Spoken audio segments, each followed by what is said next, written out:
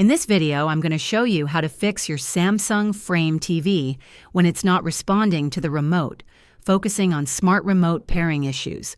First, check the batteries in your Samsung smart remote.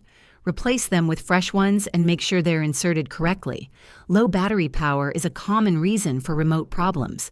If the remote still doesn't respond, try re-pairing it with your Frame TV. To do this, point the remote at the TV and press and hold the return and play/pause buttons simultaneously for about 5 seconds until you see a pairing message on the screen. If you don't see the pairing message, try restarting the TV by unplugging it from the power outlet for 30 seconds, then plugging it back in. Make sure there's nothing blocking the remote signal to the TV.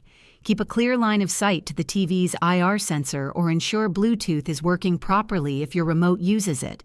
If the remote still doesn't respond after repairing, try resetting the remote by removing the batteries, pressing all buttons once, then reinserting the batteries and testing again.